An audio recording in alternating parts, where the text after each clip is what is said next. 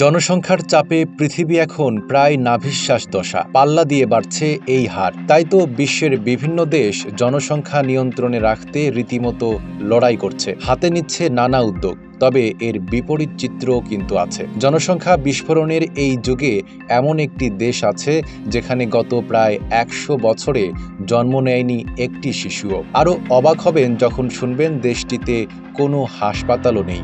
School, হাসপাতাল এবং অন্যান্য মৌলিক সুযোগ সুবিধাগুলি যে কোনো রাষ্ট্র গঠনের অন্যতম পূর্বশর্ত। জনগণকে এই সকল সুযোগ সুবিধা প্রদানে বাধ্য থাকে প্রতিটি রাষ্ট্র। কিন্তু যখন শুনবেন এই একবিংশ শতাব্দীতে এসে কোনো দেশে একটিও হাসপাতাল নেই, তাহলে হয়তো বেশ অদ্ভুতই লাগার কথা। অবিশ্বাস্য মনে হলেও এমন দেশের অস্তিত্ব আসলেই বাস্তব।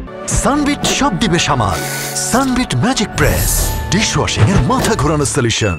আর সেই দেশটির নাম ভ্যাটিকান সিটি। রোমান ক্যাথলিক গির্জার প্রধানের আবাসস্থল ভ্যাটিকান সিটি বিশ্বের সবচেয়ে ক্ষুদ্রতম দেশ। ভ্যাটিকান সিটি বা ভ্যাটিকান সিটি স্টেট একটি স্থলবেষ্টিত দেশ। অতীতে দেশটি ইতালির রোমের অংশ ছিল। ১৯২৯ সালের ১১ ফেব্রুয়ারি ল্যাটেরান চুক্তির মাধ্যমে ইতালি থেকে আলাদা হয়ে স্বাধীন দেশ হিসাবে আত্মপ্রকাশ করে ভ্যাটিকান সিটি। আর তারপর থেকে ভ্যাটিকানের বুকে জন্ম নেয়নি কোনো মানব শিশু, চালু হয়নি হাসপাতালও।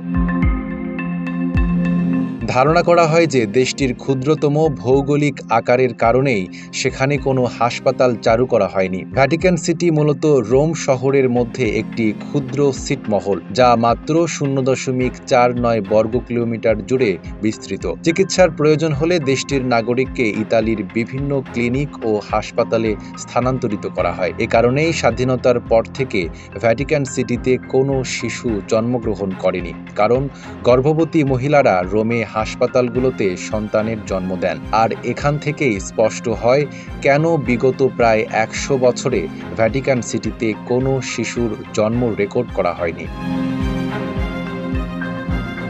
ভ্যাটিকান সিটির জনসংখ্যা সর্বসাকুল্যে ৮০০ থেকে ৯০০ জন। এদের মধ্যে অনেকেই বর্ষিয়ান ক্যাথলিক ধর্মযাজক। জনসংখ্যা নেহাত কম হলেও প্রতি বছর বিশ্বজুড়ে লক্ষ লক্ষ পর্যটক এখানে আসেন। ভ্যাটিকান সিটিতে বিশ্বের সবচেয়ে ছোট রেলওয়ে স্টেশনও রয়েছে। বিশ্বজুড়ে ভ্রমণ পিপাসুদের কাছে ভ্যাটিকান সবসময়ই হটকেক। ইতিহাস, ঐতিহ্য আর শিল্পে ভ্যাটিকান দাঁড়িয়ে আছে মাথা উঁচু করে। Desk report, Dhaka post.